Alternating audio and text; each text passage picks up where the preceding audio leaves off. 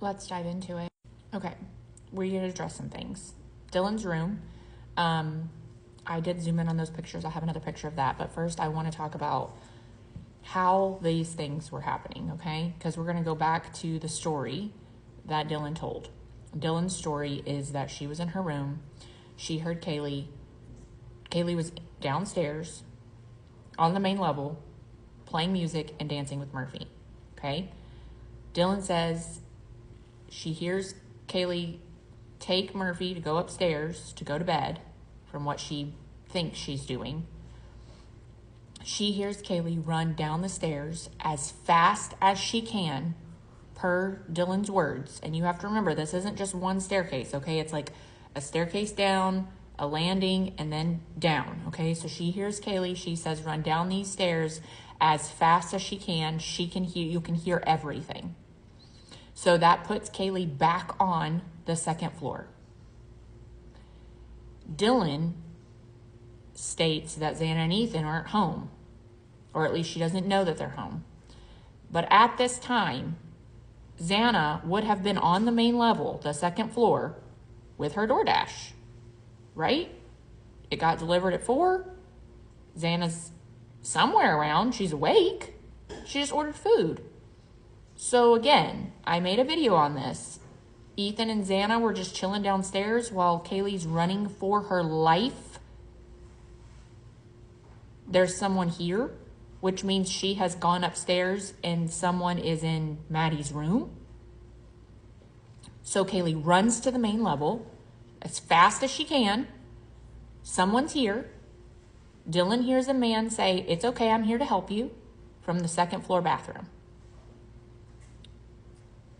But how is there a man in the second floor bathroom if there's also a man upstairs that Kaylee has run away from?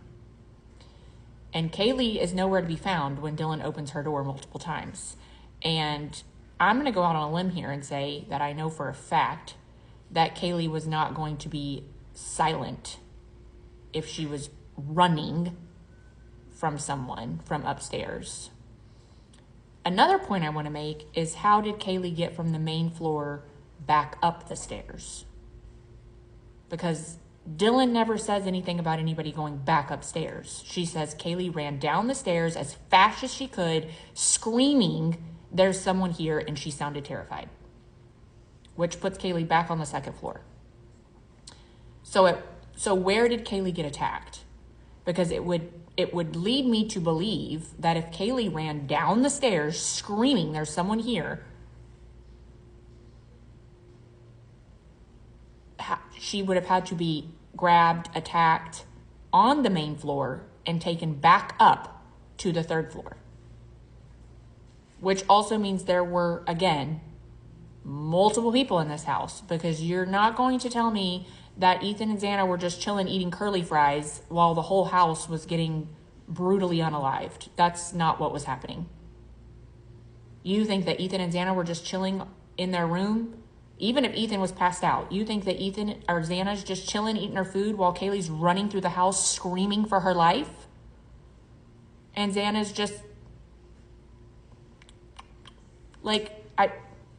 again, it's not rocket science to know that there was more than one perpetrator in this house. It is not rocket science. You cannot attack 4 people at the same time. And Xana was not asleep, according to the surviving roommate's story, that she got DoorDash, or according to the police's story, or whoever else, because the surviving roommates are trying to act like Xana doesn't even exist and they didn't know she was even in the house. But she was up getting food. Kaylee was also up playing music and dancing. So I'm just confused how one perpetrator can be on all the levels at the same time, because someone was also downstairs popping off a firework under Bethany's door. Someone was on the second floor in the bathroom and also, I guess, chasing Xana. Someone was also on the third floor attacking Kaylee and Maddie, except the story that Steve Gonzalez believes and what he's been told, there's no way that that story is true. There's no way that Kaylee was fighting for her life in that bed with what we can see on the wall that would have been closest to her. Okay? It doesn't make any sense. It doesn't make any sense that Kaylee ran down the stairs as fast as she could, saying there's someone here, because it makes no sense as to how she got back up on the 3rd floor. So Dylan listened to Kaylee be snatched, attacked, and drugged back up the stairs? Like, if you just think logically about this situation and the narrative that we've been told, there's no way that it aligns. There's no way. The only way this story worked was if everybody was literally in bed asleep. Well, now that we know that that is 100% not the case, this story does not work with one perpetrator. It does not work. The only way it worked is because he went in and silently attacked everybody in their sleep and then just scurried out at the back door. Except that's not what happened at all. And I would like to know why the state is lying and why the state has been lying from the beginning of this. Why did they tell these families that their children were just asleep in bed and someone just came in and attacked them and they had no chance of why did they tell them that when that is not at all what the evidence shows? Not even remotely what the evidence shows. And we don't even have the victims' cell phone records. We don't even have that. Why can't those be released? Why can't those be released? Because it's going to prove even further that they weren't upstairs sleeping in bed? Because again, last time I checked, we didn't go to sleep with music blasting and all the lights in the house on. Pretty positive that's not how people go to bed. And again, here's her bulletin board with all her eyes on it and all her eyebrows on it. And again, heavy, heavy, heavy on the bushy eyebrows, except the bushy eyebrows never existed until a few interviews down the line. Then the bushy eyebrows came into play and the coercion. You can't tell me there's not coercion because you don't look something up on your phone and ask somebody, is this what you saw? Is this exact thing what you saw? That's coercion.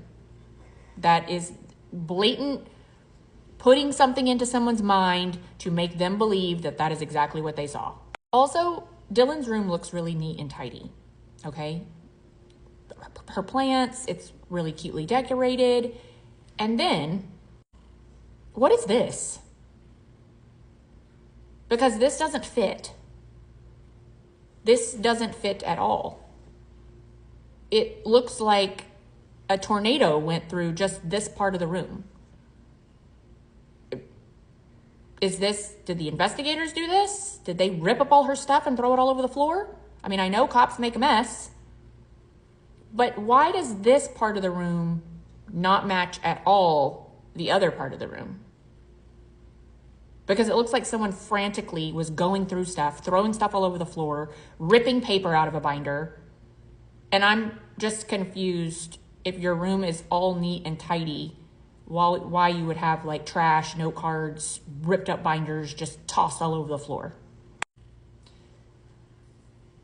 If Bryan Kohberger was involved in this, he's not the only one.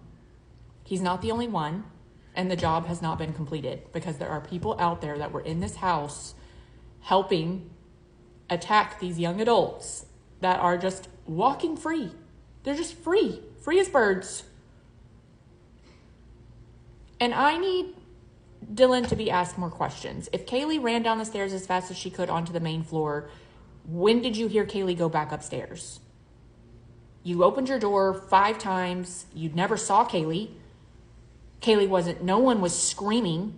The only time you heard screaming is when Kaylee was running as fast as she could down the stairs, sounding terrified, screaming someone's here. But after that, there's no screaming reported. No screaming from Xana, no screaming from Ethan, no screaming from Maddie, no screaming. Nothing. Just silence. A few thuds. Someone was being loud in the kitchen making food.